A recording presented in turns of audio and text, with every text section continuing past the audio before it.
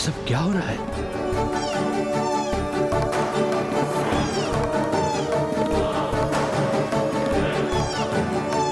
मृगौर यहाँ? सुरा सही।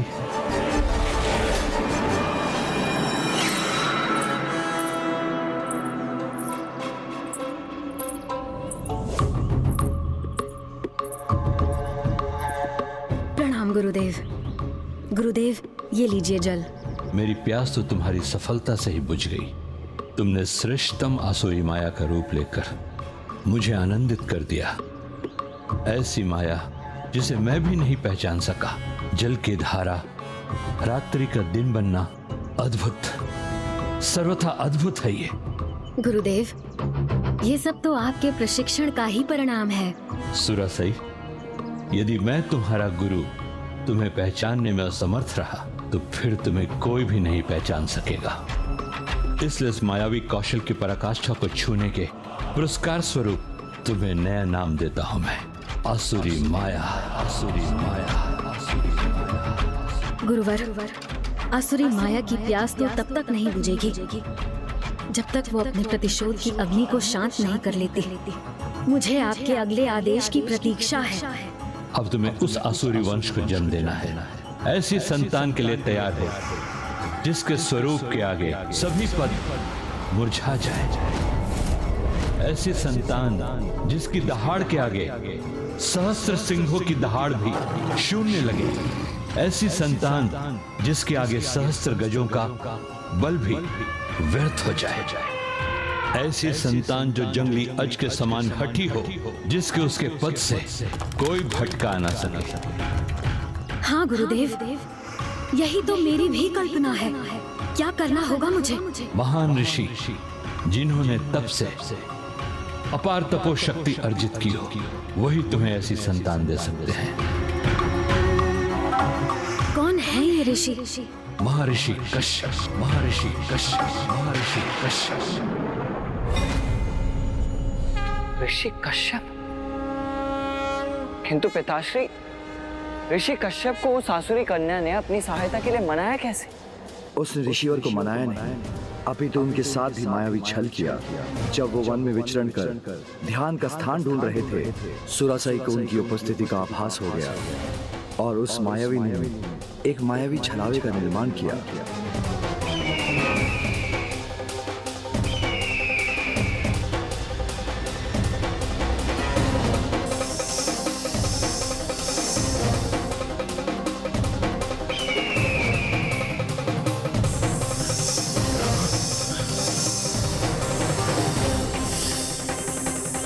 ये सुरासई के लिए उचित अवसर था जब उसने अपनी माया से ऋषिवर को अपने मायावी आश्रम की ओर आकर्षित किया।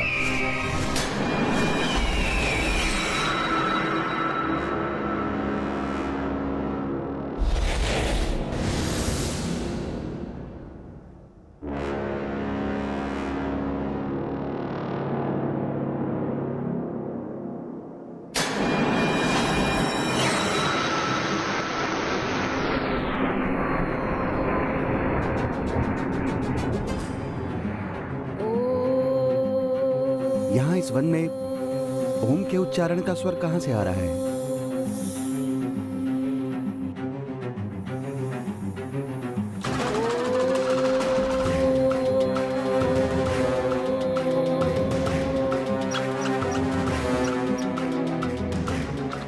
अद्भुत, दिव्य, अति सुंदर।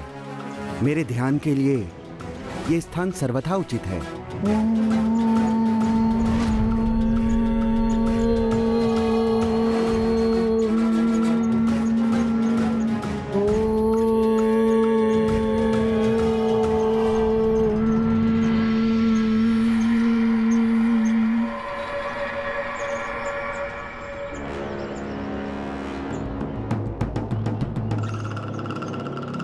हे ऋषिवर, स्वागत है। आपके आगमन से मेरी सभी प्रार्थनाएं आज पूर्ण हो गईं। आप जैसे महान दिव्य महर्षि की सेवा करने की इच्छा आज पूर्ण हो गई। देवी, आपके आश्रम की स्वच्छता एवं शांति देखकर हम अत्यधिक प्रभावित हुए हैं। इस तपस्विनी के पास इस आश्रम की देखरेख के सिवाय और कार्य ही क्या है प्रभु। मेरी तो एक ही इच्छा थी ऋषिवर, कि किसी दिन दिव्य ऋषि मेरे इस आश्रम का लाभ उठाएं। अब आप कृपा कर मेरे इस आश्रम को अपना लीजिए गुरुदेव। आइए गुरुदेव, स्थान ग्रहण करें।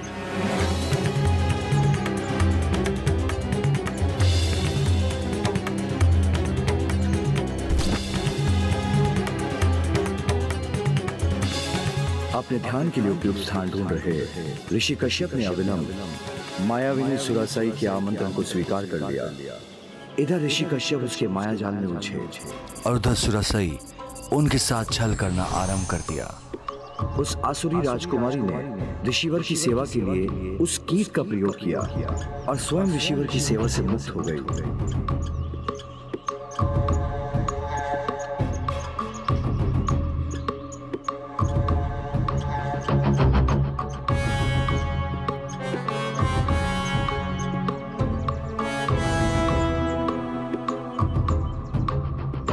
और फिर एक दिन ऋषिवर के नेत्र खुले।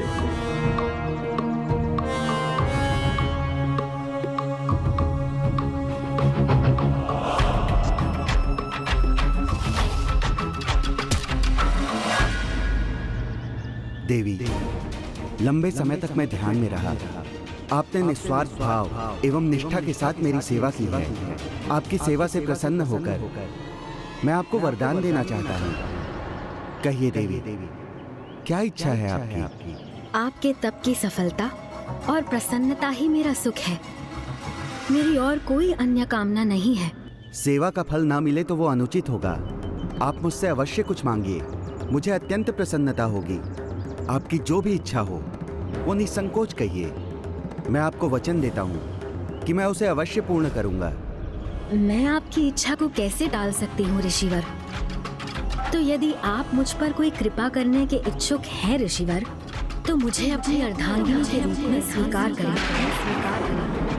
मेरी संतानों के पिता बनना। उचित है देवी, मैंने आपको वचन दिया है। जैसी आपकी इच्छा वैसा ही होगा। महर्षि कश्यप को अपने माया जाल में उलझाने वाली ये तो महामायाविनी थी। हाँ पुत्र, असुर गुरु शुक्राचार्य ने उसे आसुरी माया में ऐसा प्रवीण बना दिया था। और फिर उसके तुरंत बाद ऋषि कश्यप ने उसे विवाह कर उसकी प्रथम इच्छा पूर्ण कर दी। और जब उसकी दूसरी इच्छा पूर्ण करने का समय आया तो सुरासाई ने एक और वचन ले लिया। हमारे पुत्र असाधारण होने चाहिए, इसीलिए वचन दीजिए स्वामी। हमारे दिव्य मिलन के समय आप मेरे रूप अनुसार रूप धारण करेंगे। विचित्र बात है, इसकी क्या आवश्यकता है? किंतु जो मेरे प्रति समर्पित रही है उसकी इच्छा पूर्ण करने का वचन मैं दे चुका हूँ। उचित है देवी, जैसी आपकी इच्छा।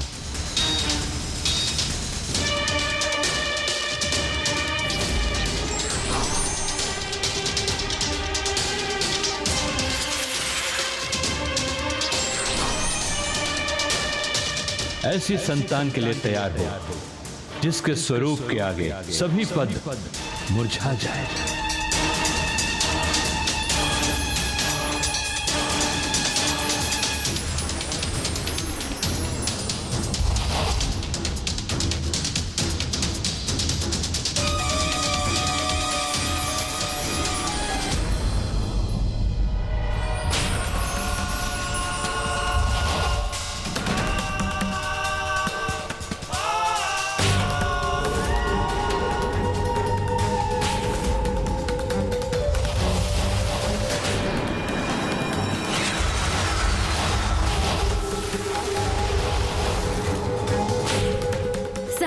पद्मों के समान तेजोमयी है मेरा पुत्र। मैं इसका नाम सुरा पद्मन रखना चाहती हूँ।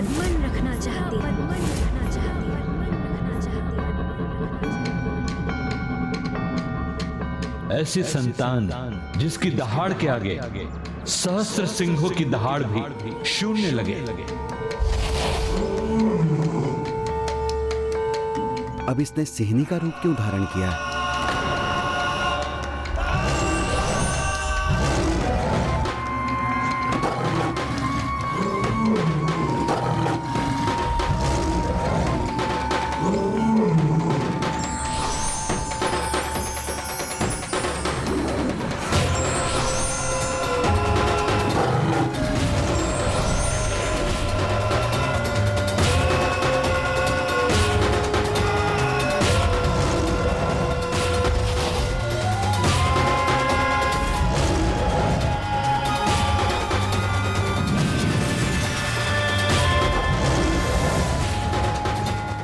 पुत्र।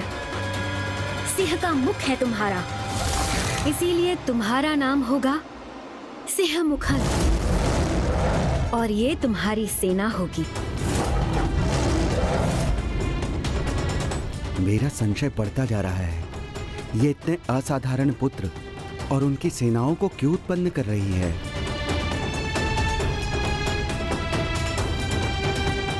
ऐसी संतान जिसके आगे सहस्त्र गजों का बल भी व्यर्थ हो जाए। उचित समय आने पर इसका सत्य उजागर अवश्य हो जाएगा।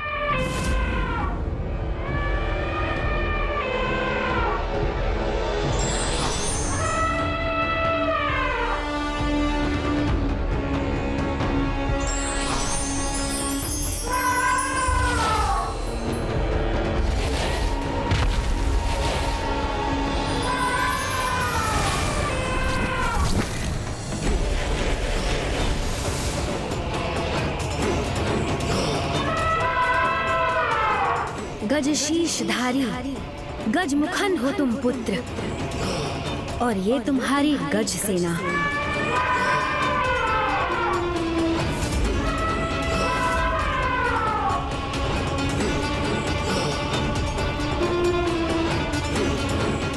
ऐसी संतान जो जंगली अज के समान हठी हो, जिसके उसके पद से कोई भटका ना सके। एक ऋषि होने के नाते मुझे अपने वचन का मान रखना ही होगा। परिस्थिति चाहे जो भी हो, उचित समय आने पर इसका सत्य उजागर अवश्य हो जाएगा।